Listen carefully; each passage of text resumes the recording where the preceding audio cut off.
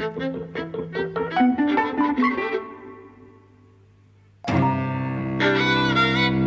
and welcome to Eavesdropping at the Movies. I'm Mike. And I'm José. And you're back from Bologna. I'm back from Bologna, where I've seen 35 films in 7 days, and it was marvellous. Sounds exhausting. It was also exhausting. And there was a heat wave. Yes, and the air conditioning wasn't working. You know, they had to give everyone fans at the door just to kind of get through it. But actually, there was something rather magical about that as well. You know, you're seeing these great films, and your whole body's sweating, and you're in like kind of this dreamscape watching black and white movies, and it was just heaven. Sounds nice. It was nice. I stayed in bed. And yeah, no, that's it. I just stayed in bed. We've seen Spider-Man: Far From Home. Yes. Spoilers are going to be coming up. There's plot revelations and stuff that we just get straight into. So, spoilers. Everything is revealed. Yes. It's your choice. I mean, well, there's not a lot of choice at the minute, but I said, "What do you fancy?" And that's the one you picked. It's the one I picked, and I really disliked it. Yeah. Really? Yes. So for the first half of the movie, I was just angry at it, really. So and it's a beef of mine. It's something, you know, that kind of people have probably heard before. But I just think there's something unethical about these films that, you know, destroy Venice, right? And in the middle of it, try to get some feeling going, you know, for the teenagers as all this destruction is happening, and you know, and it's a bit of a joke, and they're far from home, and you know, kind of you're meant to find something humorous, and you think the Piazza San Marco is one of the great kind of icons of human civilization, right? And these American barbarians are just kind of trashing it, like without any thought on what kind of a response an audience might have from their doing just that. And they, you know, they do the same later with Tower Bridge, and they do the same with like Charles Bridge in Prague.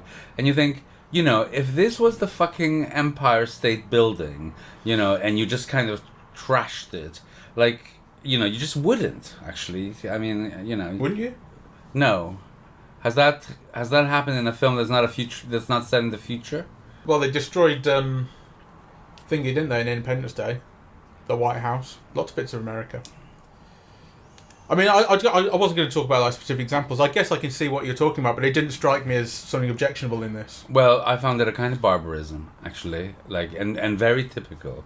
You know, so I have this whole thing about, you know, just even in how American films, like in general, you know, that like you have to destroy like entire cities or buildings, or you know, that kind of the effects that, I mean, you know, kind of my faucet kind of stops working and I have a breakdown for like, you know, 3 weeks, and here entire cities are razed and it doesn't matter. And actually, in a way, when they're anonymous, I certainly haven't responded to it as mattering very much, you know. But the fact that you are meant to see all of Venice razed, you know, whilst feeling sympathy for a few American students, you know, and also find humor in the situation, it just struck a chord with me, and I hate it. You think you're meant to find humor in the situation? Where? Yeah, well, there was something about Peter trying to hide what he was doing, you know, making sure that his friends were in constant hotel, or, you know, a lot of the things about they're on a barge, you know, but then the boat lands in a particular way. There are jokes inserted within the scene of destruction. And I just kind of found it in an appalling taste. I mean, I was just thinking, like, you know, Venice. Like, you know, yeah, how beautiful it is, how it's lasted for 1,000 years, you know, kind of how it is, you know, one of the most beautiful cities on earth, if not, you know, the most beautiful. And here it's just like these fucking, like, barbarians kind of, you know, kind of playing with one of the great World Heritage sites and destroying it as if it means nothing. You know, and then actually I thought, oh, maybe, you know, so maybe subsequently you think, oh, well, you know, this is an illusion, right? But actually, the illusion is the monster. The effects of the the destruction is meant to be real. The destruction is real. Yeah. So that just set me off on a mood, basically. Okay. I hate that. That's a shame. Yeah, I must say, it didn't strike me that way. I noticed the destruction obviously right at the start. The film opens with a scene of destruction, and then these things come back. It's this idea of these fighting these elemental monsters, and causes these great destruction. So, as you say, Venice, then Prague, then London happens in. And, it kind of occurred to me, because obviously we've been talking about it recently. We spoke about it in Godzilla, where the difference... The difference is here you're talking about a kind of a notable site, and a site of kind of cultural importance and kind of icon of civilization. In Mexico, in Godzilla 2, we were talking about the kind of attitude to destroying a culture and a people that is not... That there was a kind of difference there. That's why I found that objectionable, which I didn't hear. I think I really enjoyed the film. I had a really good time. I think the film really captures something that is really great about Spider-Man. The idea of him being a kid, and the conflict between his responsibility and who he would otherwise be were we not imbued with these powers, and the fact that then he kind of feels like he has to use them. He constantly has to keep his classmates safe. I get, and the film. I get that that's what the film is trying to do, and obviously it succeeded with you. But I just think it's kind of a tactlessness or a tone deafness or a lack of caring for the world, where it's clearly that you're meant to sympathize with these American teenagers, and Peter Parker Spider-Man is just a kid, so you are being kind of shown the kinds of conflicts and sexual things that matter to kids. But actually you are being shown it in the context of these World Heritage sites whose destructions don't matter a jot to this film. And that made me really angry. Okay. Did you lighten up later? Well, I think by that point, really, to be honest, like, the film had lost me, right? Because then you begin to notice other things, right? So, on the one hand, the film is making a serious argument, or trying to make a serious argument about how easily manipulated we are, kind of... the construction of ideas, the construction, simulation, and distribution of lies, kind of, images that are meant to represent something, but that are a construct, and, how that then affects our actions and the way we understand and shape reality. I mean, the film is trying to do all of that, but my thinking is, well, why should I pay any fucking attention to what you're doing when you're discussing like three of the major achievements and centers of Western civilization as if they don't matter, right? Like, all the art and beauty and history of Venice, and Prague and London, if that doesn't matter a fuck to you, why should I fucking care about like your stupid illusion, or, like kind of you are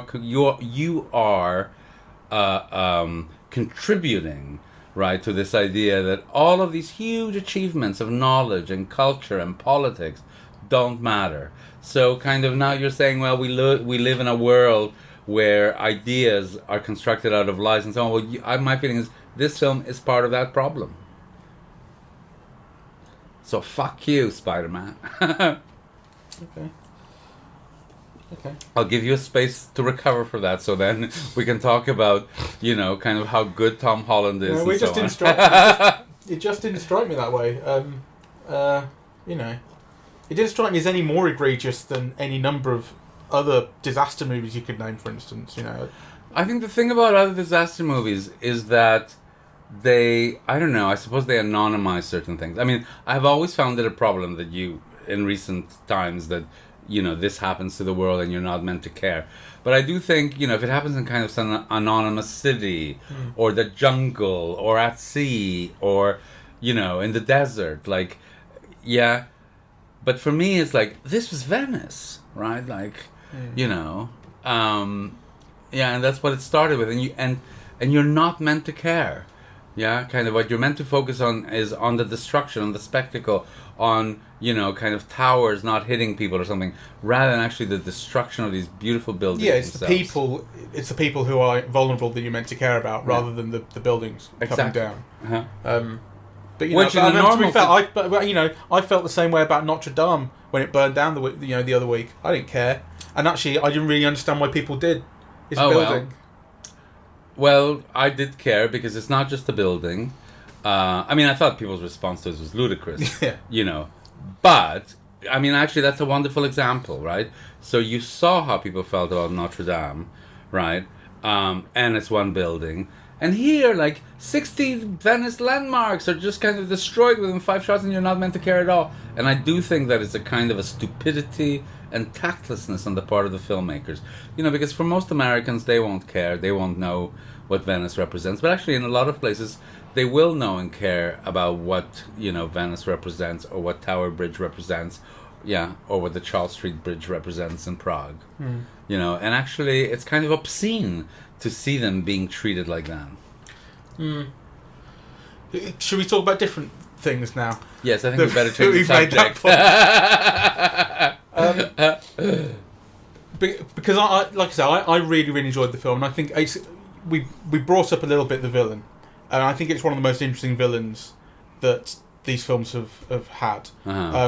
We had the sort of the aliens in Captain Marvel that turned out to be actually kind of refugees, and like you were looking at them kind of the entirely the wrong way, which was really interesting. But this villain is along the lines of the Mandarin from Iron Man 3, or even like Jonathan Pryce's character in Tomorrow Never Dies, in that he is not a kind of straight up villain; he's faking a villain. And there's something really interesting. There's something really people really like it. I think when big popular movies like these go meta, which is what this is doing, because it's so the character is Jake Gyllenhaal is part of S.H.I.E.L.D., or he's working with S.H.I.E.L.D., and he's this kind of alien in a suit from... Well, he's not an alien, he's from an alternate dimension Earth. Right, we are Earth 616, and he's from Earth 833, and these elemental beasts, as in wind, water, fire and air, have destroyed his planet, and now they're coming here. So he's like, I'm going to help you out. They took my family and so on and so forth, and I'm going to help you end them. And then what is revealed is he's faking it. He's from regular Earth. There's no multiverse going on. He's from our Earth, and he used to work for Tony Stark. And Tony Stark kind of took some of his technology that he made and gave it a insulting acronym, BARF. And said this is just a load of rubbish. And then hurt his feelings forever. Hurt his feelings so much that he decided, I'm going to take over the world. Like, his motivation is very clear, and his methods are very clear. His ultimate goal is not so clear. Like, what he intends to do ultimately, control the world through misinformation, is really vague. But the first two parts are interesting, and they're quite concrete. So what he does is he uses a lot of different technologies that he's kind of come up with, holographic technologies and drones and things like this, to create basically CGI battles in the real world, right? So this battle that happens with that destroys Venice with the fire demon, or actually it's in Prague with the fire demon. The destruction is real because he's using drones to destroy stuff, but the visuals, the actual look of a giant beast fighting a man in a cape, is not real. That's fake. Yes. Presented for the people to believe, which is kind of interesting because what is revealed he's actually doing is standing around in a motion capture suit. Yes. Kind of like looking at the action through a PDA basically, and controlling it from afar. And the film does this stuff where it's like its own behind the scenes thing, right? It's like, this is how these movies are kind of made. Like, people are just standing around in motion capture suits, and all the suits and stuff that they are supposed to be wearing are all CGI. The film kind of says, okay, now one step more, we'll have the character literally do that. And I think it's meant to tell you metaphorically, and this actually is the way that ideas and news and history is being designed, imagined, constructed, disseminated, right? Like, I do think you are meant to see like a kind of a connection between, you know, what is happening in the film and the world we live in of fake news and so on. Exactly. There's a real relationship to fake news, but I mean, like I say, going back to 1995, was it Tomorrow Never Dies? It's incredibly similar to that, where it was Jonathan Pryce's character was a kind of Rupert Murdoch sort of analogue, who was in charge of a news corporation that would create wars to then... I can't remember exactly what he did, but he's basically creating news. Let's not focus too much on plot, right? Because there's... Well, I'm not talking about plot. I want to get into kind of what it's saying, because you're right, it talks about kind of... You said a kind of relationship to fake news. The idea of kind of, can we believe what we're shown, and the way in which we're shown things. So right at the very, very end is a really interesting example of it, where Spider-Man has defeated Jake Gyllenhaal, but some video that Jake Gyllenhaal has kind of leaked just before his death to the world seems to show Spider-Man being the villain, and we've seen it happen, and the way that it's been kind of edited and cropped, basically, tells a completely different story. That's right. That's going to put Spider-Man in peril in the next movie. Yes. You know, because everyone knows his identity now, and everyone thinks that he, you know, like the end of the Dark Knight, everyone thinks that he's the bad guy. Yes. Which I think is really interesting, and there's this fantastic segment where all the sort of drone and holograph technology is brought to bear on Spider-Man to make him completely unsure of where he is. This kind of hallucination sequence, which is visually absolutely dazzling, and it plays with that trope of, he's made to be completely unsure where he is. The world is changing all around him. He can't believe anything that he's seeing or experiencing, and then he's back in the real world, and he gives up information. And it's then revealed he's still in the fake world. You know? Yeah, I didn't think that was all that dazzling. Actually, oh, really? I thought I loved that.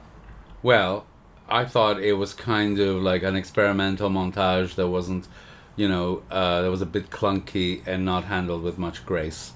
It could have been better edited. It could have been much better edited. But still, I think it was visually really, really striking. Yeah. I mean, to be honest, the only thing that I really loved about it, that I think is really worth praising, is Tom Holland's performance. Because I think, without him, the film would just be like complete crap. Because I do think it's tone deaf, the film. And I think what Tom Holland does is he brings kind of a sweetness and a humanity, and he seems kind of real at every moment, really. I think kind of it's quite an astonishing performance, really. And not matched by anybody else, really. Oh, I don't agree with that. Oh, I do. Really? Yes. I mean, I think Samuel Jackson is given the excuse, because, I mean, this is spoilers now, but, he's given the excuse that... So his performance is quite damped down and unexciting and so on, and then at the end you're told, oh, well, he's a Skrull, right? Kind of disguised or masquerading as Nick Fury. But really, it was a kind of a bit of a trial to watch that. And then kind of, there's a nice interplay between Peter Parker and his best friend. That was very sweet.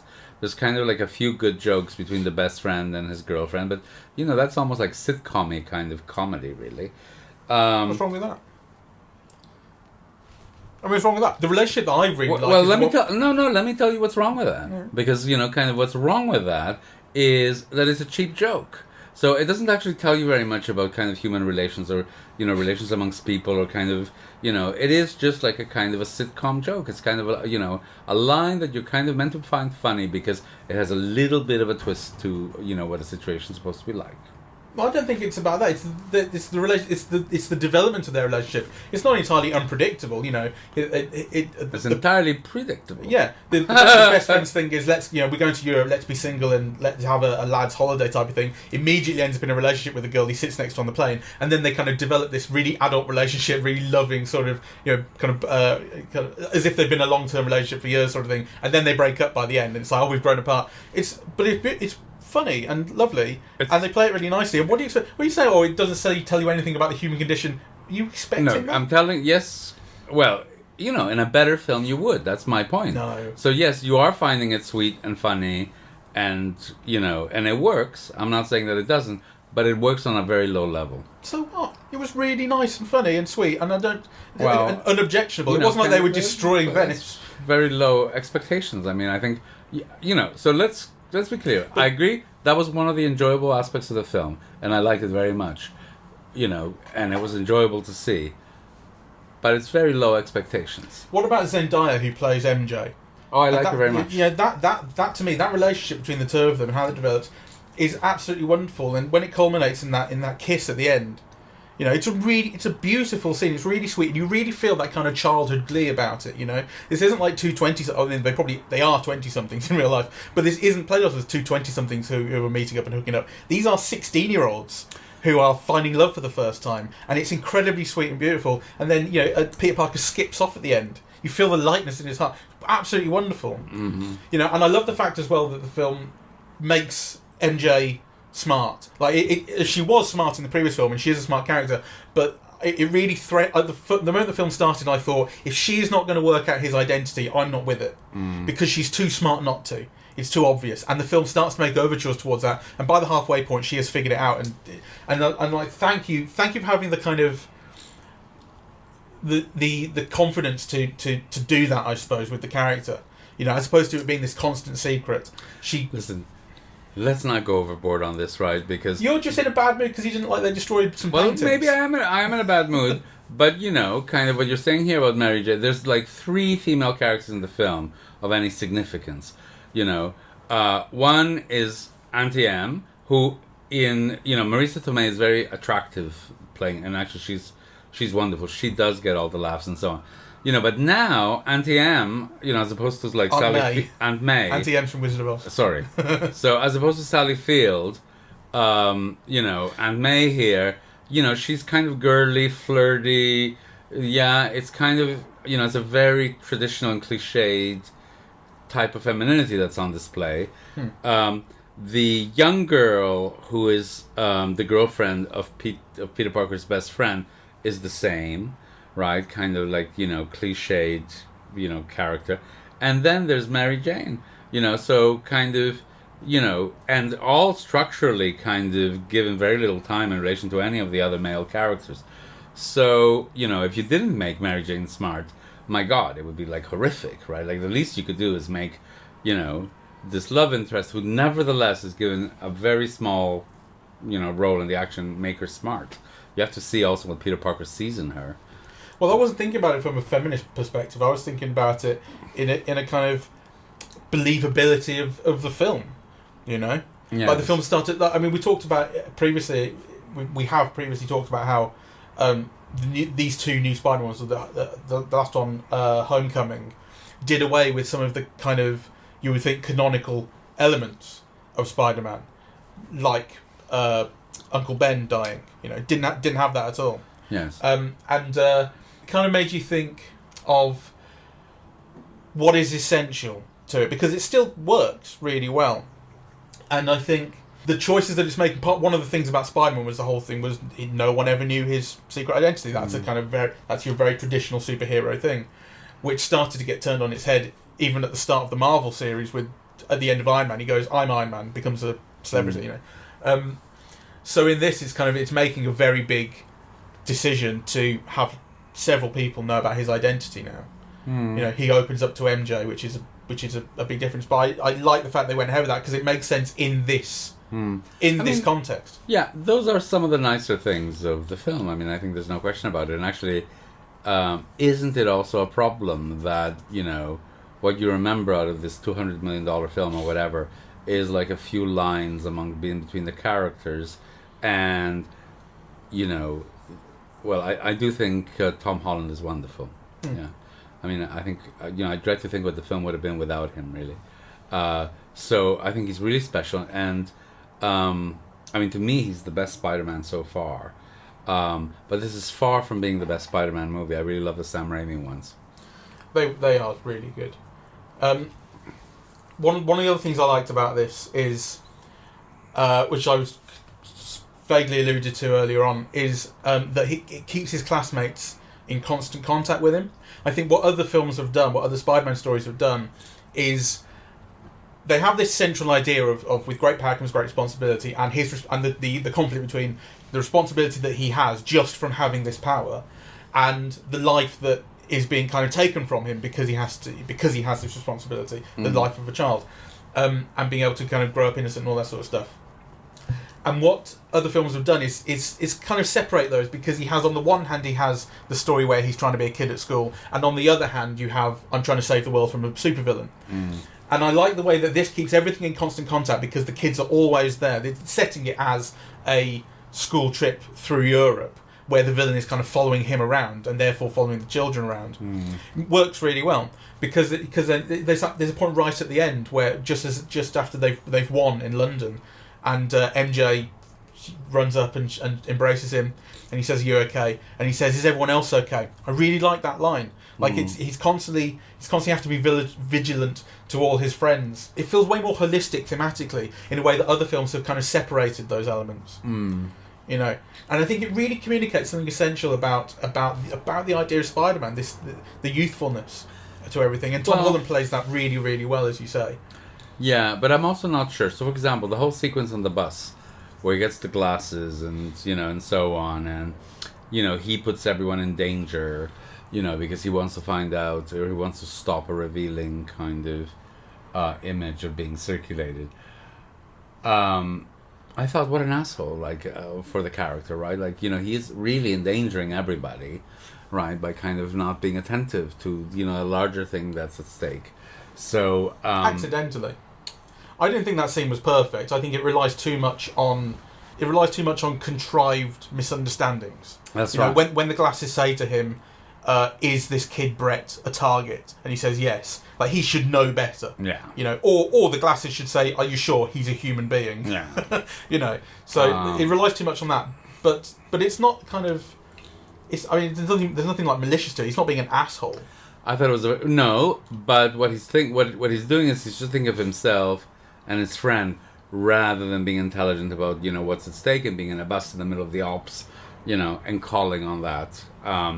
So I thought that was a very... Well, he doesn't realise the power that he has in his hands at that point. That's what teaches him. Then the drone comes down, he's like, I know, shit. But, the thing about Peter Parker also is he is meant to be a whiz. Because that's why he then passes on the glasses to the baddie. He says, this responsibility is too much for me. This shouldn't be for me. This should be for you. I know. So, there's a whole series of kind of contrivances throughout the film that really do come across as contrivances, really. So and that is one of them. They have to figure out a way of passing this on to Mysterioso. But I Mysterio. did. Yeah, no, he should be smarter. You're right, but I think it's still within its own context makes a certain amount of sense. The progression, like you say, makes a certain amount of sense. The only thing that I really loved, aside from Tom Holland's performance, was at the end where he's going through New York. Right, and... right at the end when he's flying. Yeah, swinging. when and all of those sequences where he's going through rooftop gardens and, kind of stepping on kind of main buildings and all of that I thought was lovely. But imagine if they treated all of those, New York landmarks the way they treated Venice. And, and J. Jonah Jameson's coming back. I love that. Well, particularly J.K. Simmons as J. Jonah Jameson. As soon as he came on, it energized the whole thing. He's like one of the most wonderful things about the Sam Raimi series. And what's really great is he's going to take on, as he does in the Spider-Man video game that came out last year as well on PlayStation, which wasn't voiced by him, it was voiced by someone else. But the character of J. Jonah Jameson in that takes on a kind of Alex Jones. Alex Jones, the conspiracy theorist in America, the InfoWars guy. He takes on that kind of role. So J. Jonah Jameson was always kind of, at least in the Sam Raimi films, he was just printing whatever made him money, basically. And if it was against Spider-Man, then it was conflict and it was great. So let's just print it, makes it money. And then in the game, and what's being kind of promised here is more of a kind of conspiracy theorist angle, I think. Of a kind of promoting fake news, as it were, and a kind of constant sort of enemy type, kind of like a shock jock almost type thing, which I think is going to be interesting. So there are two things maybe that have also kind of framed my response to this Spider-Man film. So the first is there's this wonderful interview with oh my God, the writer of Less Than Zero, and he also did that film with Christian Bale as the serial killer. Less Than Zero is the novel. Bret Easton Ellis. Yeah. So Bret Easton Ellis, there's an interview with him online where he says, kind of like, like the Marvel films are like kind of very good corporate filmmaking. It's kind of a wonderful model of business. and so on. But really, yeah, like kind of none of them are great films, and I happen to think that that's true, right? So in a way, kind of, that has framed a certain response of the Spider-Man film with me.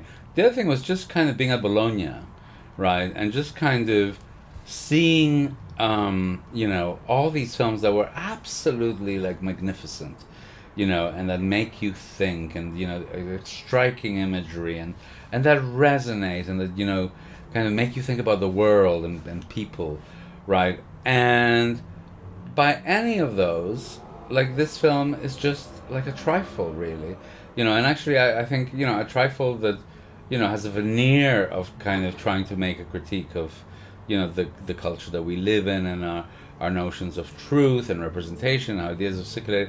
But really, it's kind of so uninformed and inconsistent, and lacking in just kind of beauty and understanding that, I think, why are we being so tolerant of, why are we spending so much time discussing what is really just a minor piece of trash?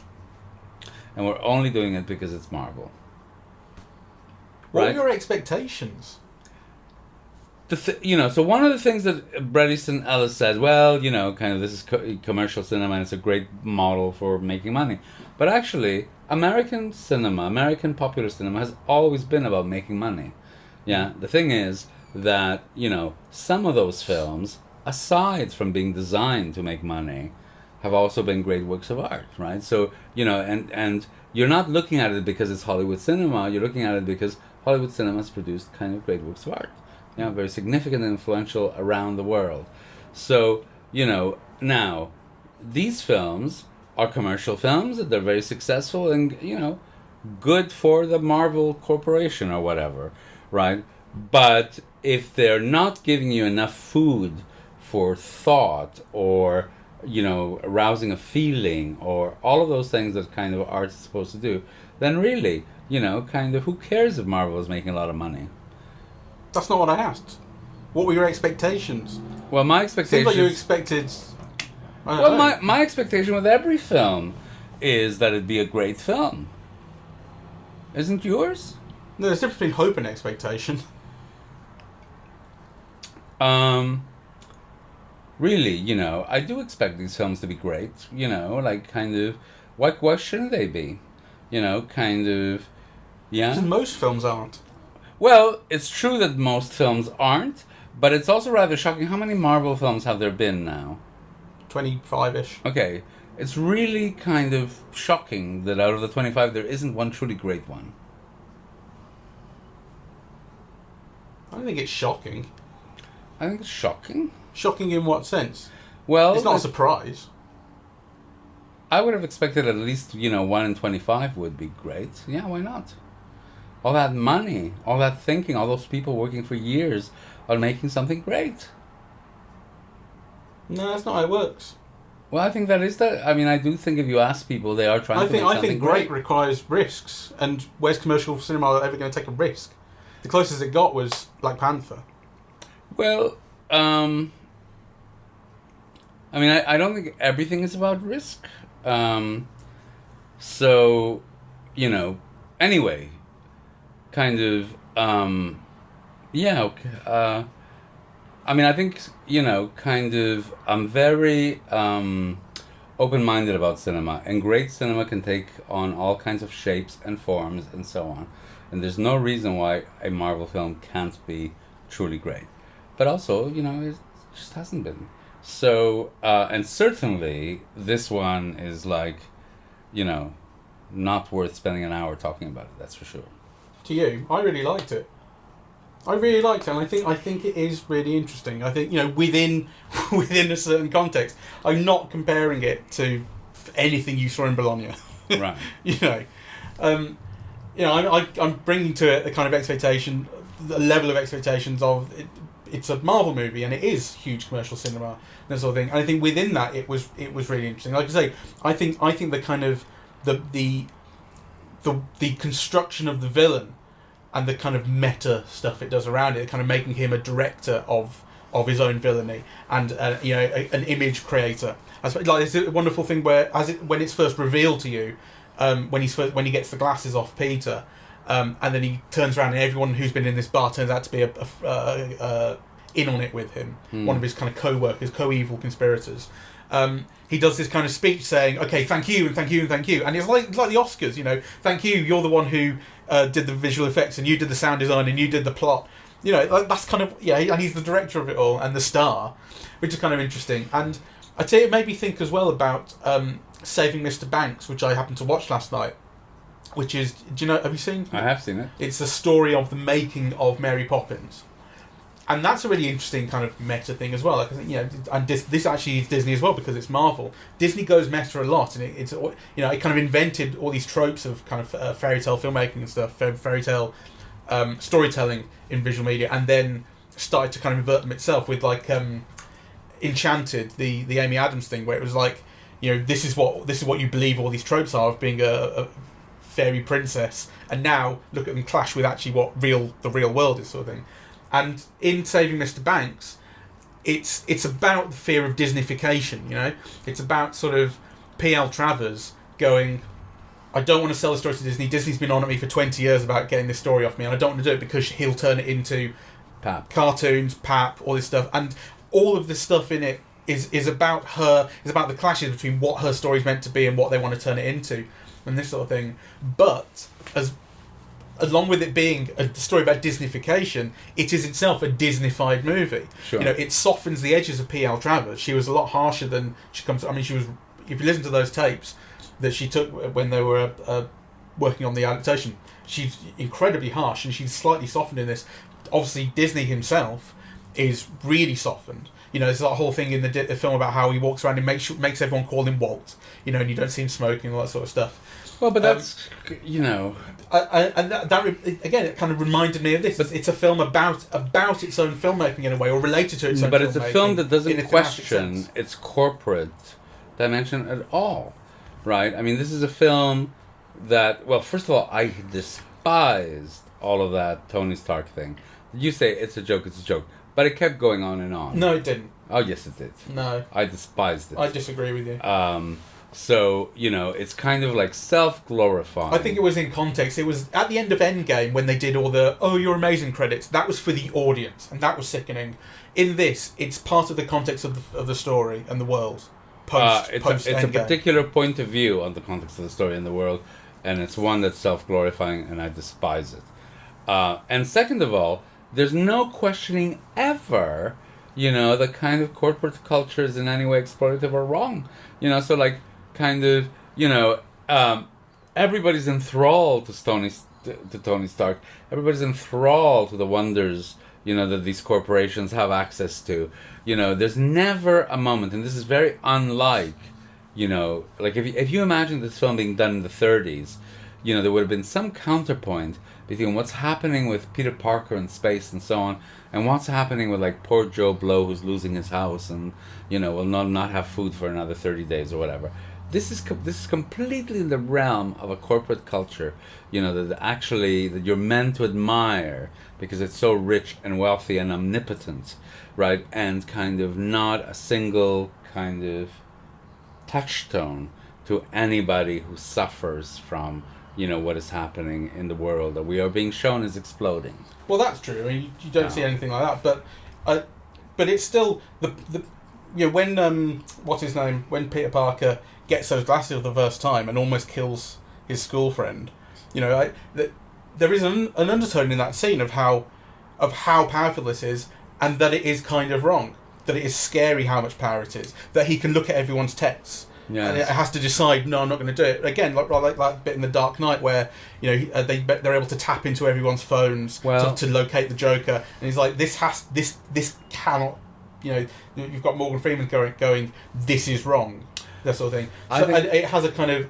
you might call it lip service. I'm not saying it's not about that, but it is there, and I think, and so while the film isn't critical exactly of itself, when it's kind of indulging in this sort of self-referential stuff, it's still it's still thoughtful about it. You know, it's still, like I say, these Oh, but questions about the images that we're creating. It's thoughtful within the perspective of, you know, a consciousness that isn't very highly educated or indeed very thoughtful, right? So I think there are slippages now in this whole series of Spider-Man that I find kind of concerning. So, you know, one of the things about Spider-Man always is that he was very poor, right? And he always had to work part-time, and, you know, part of his working at the Daily Mail was because he was poor. And Aunt May, you know, she was a poor little old lady, and, you know, and kind of Peter needed to help out, right? So the whole point about Aunt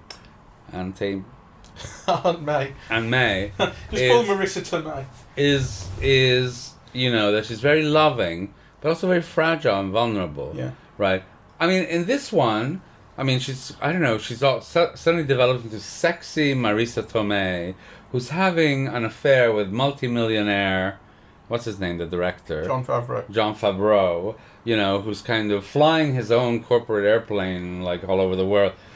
I mean, I'm with you on that. That is a shift, right? Yeah, I mean, there are elements of that I think are missing and are being smoothed out and kind of made sort of more comfortable.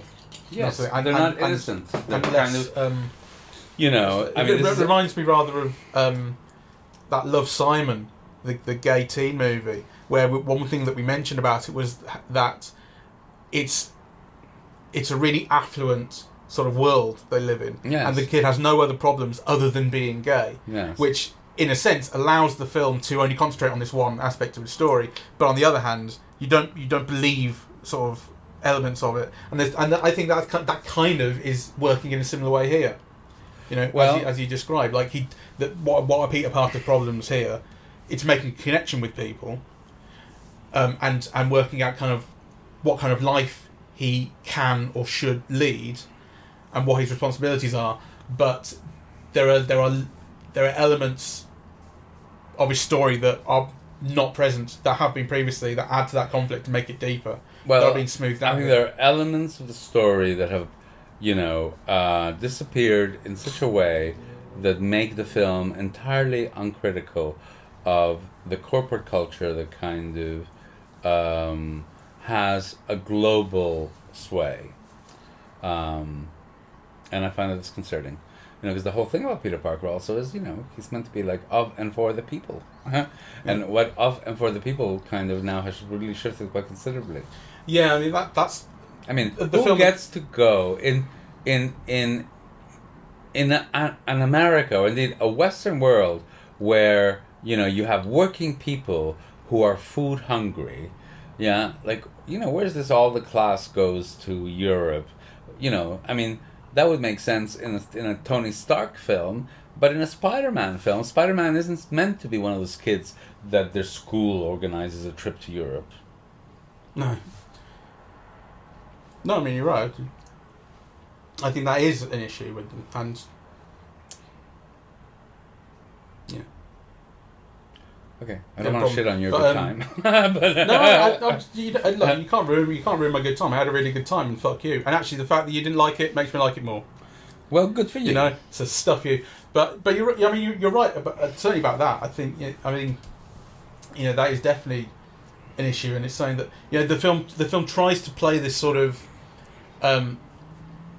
this thing of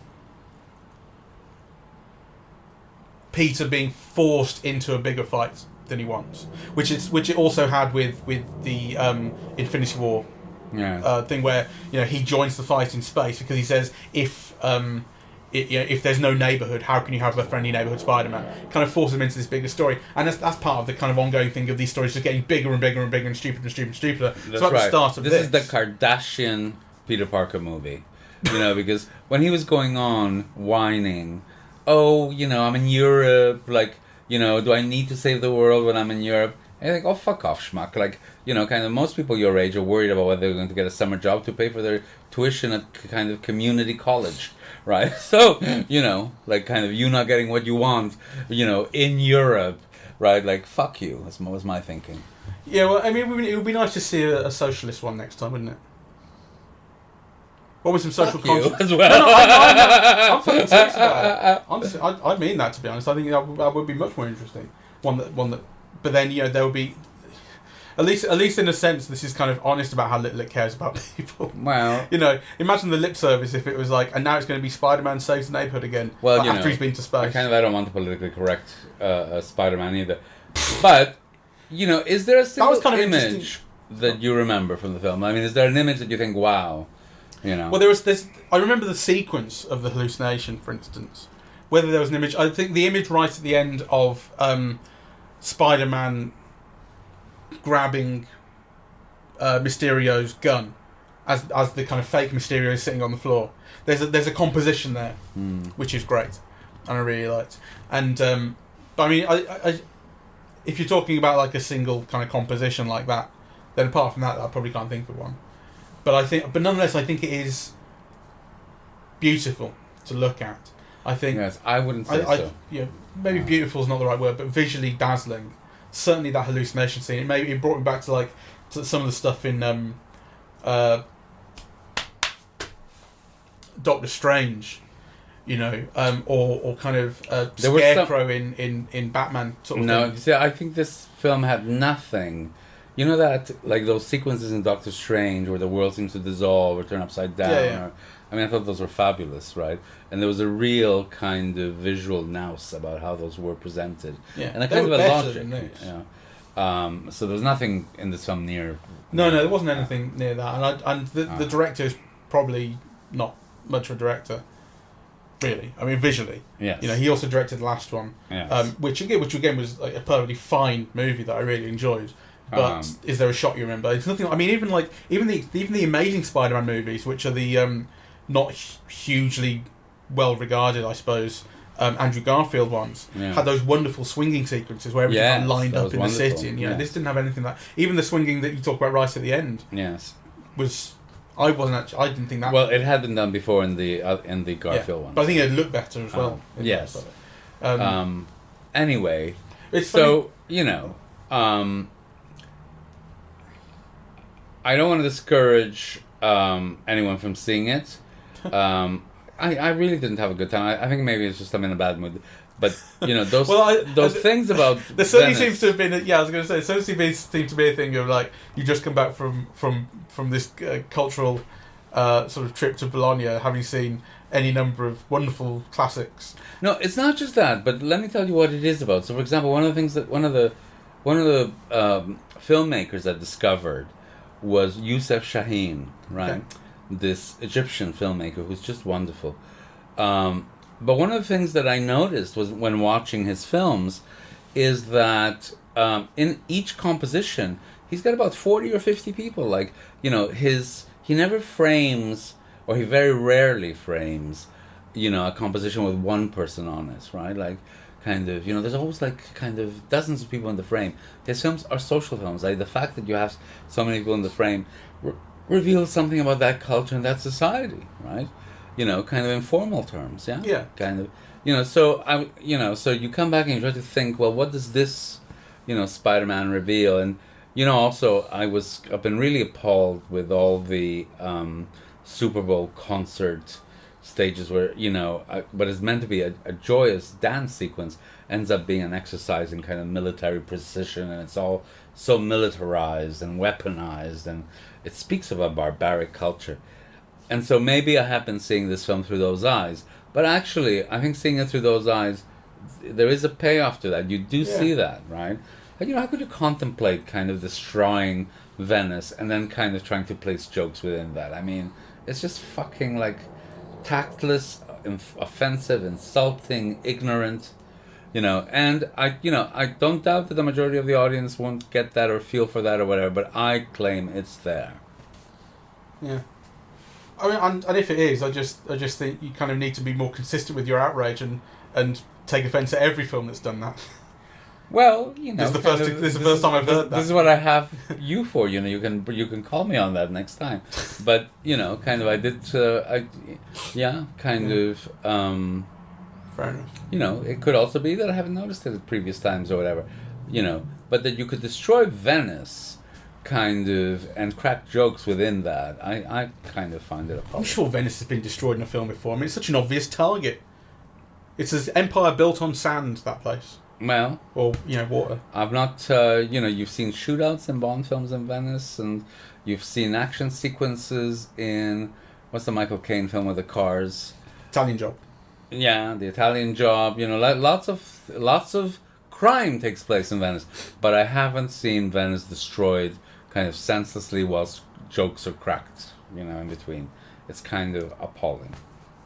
I think the jokes might be overdoing it. It didn't feel like it wasn't a jokey fight scene. I don't think there were that many jokes in it.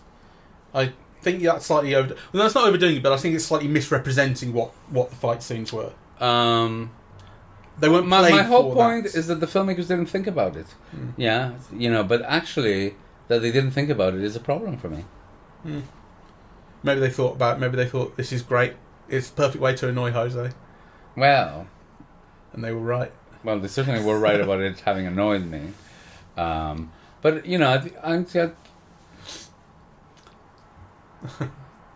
I would be interested to see whether, how that plays out. And I'd be kind of, I would be surprised if it doesn't annoy other people. I mean, in the context that we live in at the moment. But I also think that would be an interesting difference to see the reception of all of that in Europe, in America, and then in places like China, where, something like, Venice would not necessarily signify as much. Let me see if Venice has been destroyed. Let's see if I can find anything. That'll be interesting. Venice destroyed.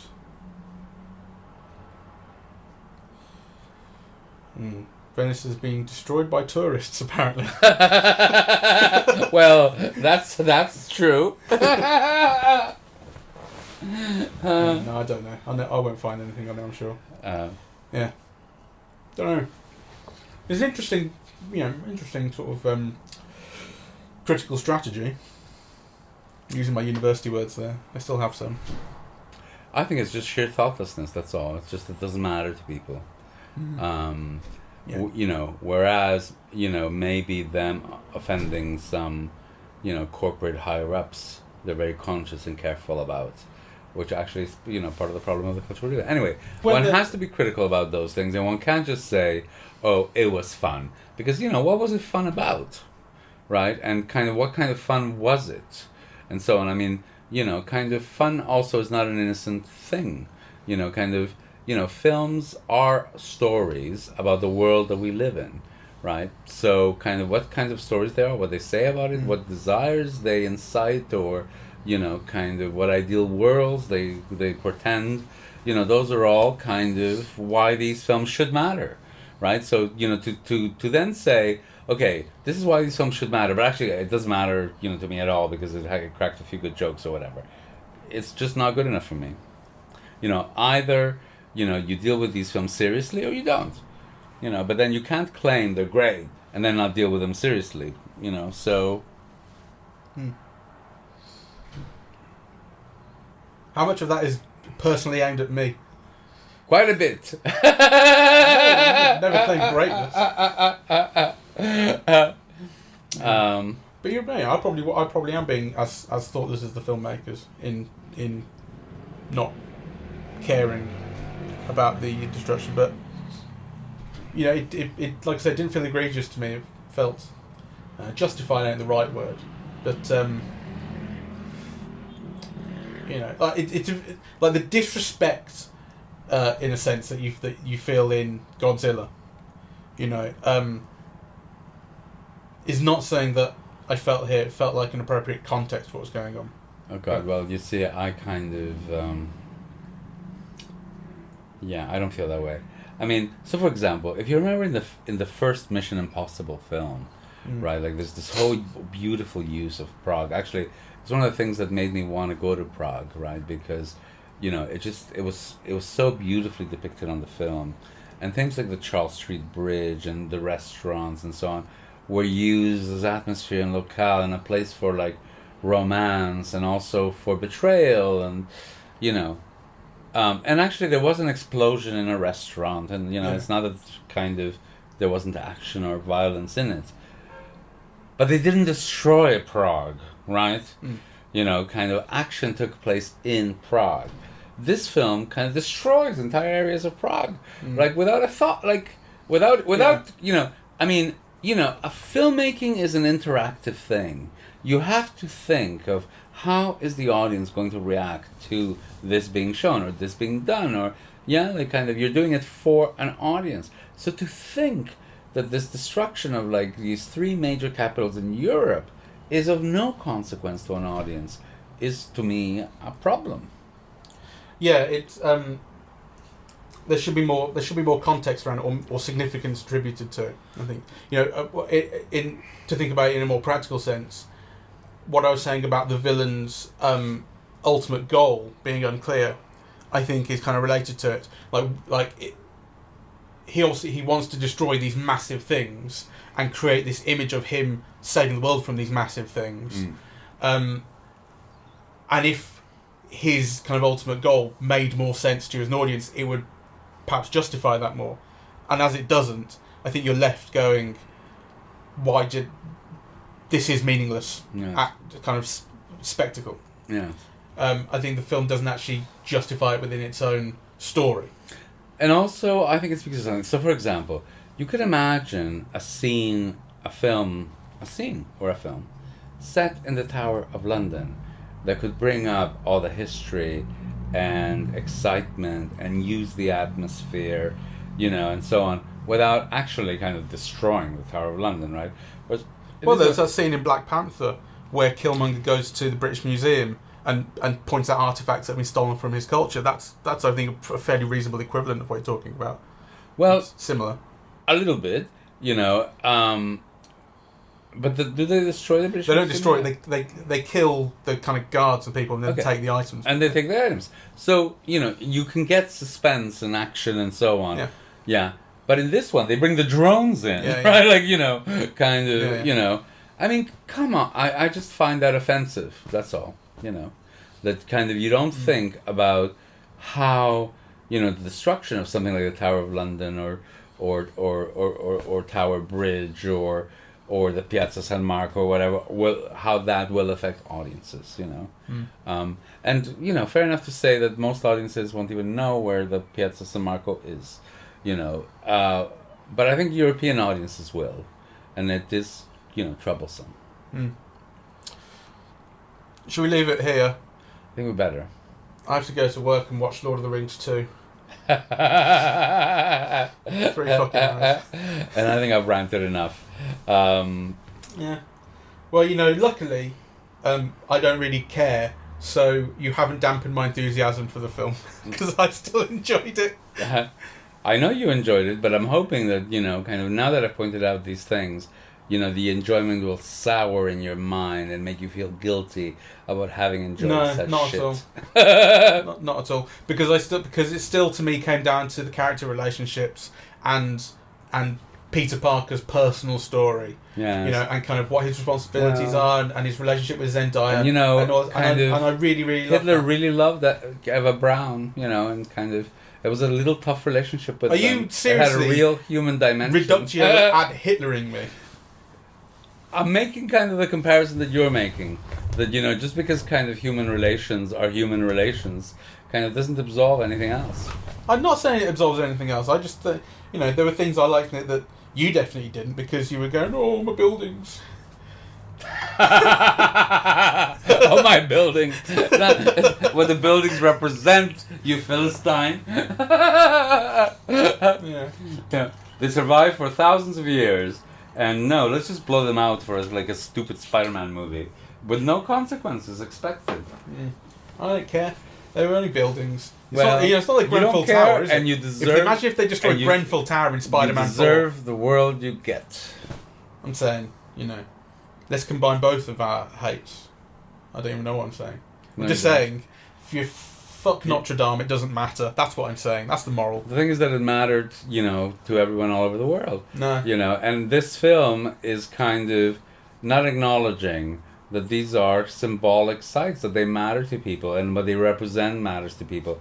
And actually, these American barbarians are treating it as if it doesn't matter at all. It doesn't matter. It does. It doesn't really. You know, so those American barbarians are speaking to this English barbarian who is responding. People matter. The buildings get destroyed and no one dies because they're able to save the people, and that's what matters. Well, that's not even true, because, you know, lots of people died and nobody gives a fuck. You didn't see anyone die.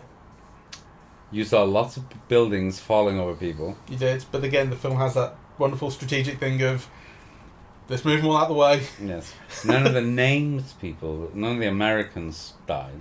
Yeah, none of the Americans died, but none of the Italians either. You didn't see any. You know, that's the whole thing. It's like it's a big sort of bloodless spectacle that is sort of safe for consumption by mass markets. I'm not saying it's perfect. Fuck me. But I'm saying, you know, if it's only just some fucking building. It's a piece of kind of corporate fascist filmmaking, you know, that you're trying to kind of say it's okay because it has kind of two sweet teenagers awkwardly falling in love. That's exactly right. That's a good note to end on then. Thank you very much for listening. We are eavesdropping at the movies, and we are on SoundCloud, iTunes, YouTube, and on social media. We're on Facebook and Twitter. The website is eavesdroppingatthemovies.com. And there you go. Thank you very much for listening. listening. Leave us a comment, leave us a share or a like or a rating or all that sort of stuff. It really helps us out. Yes. You know, some people are telling you that they listen. I was in Bologna, and kind of several people told me that they listened to eavesdropping, you know, and they were not friends of ours or indeed friends of ours. No. So that kind of, that was you know, lovely. Yeah, that was lovely. That was really nice to know. So do please kind of let us know if you're listening and what you think about your listening. Yeah. Yes. Goodbye. Bye bye.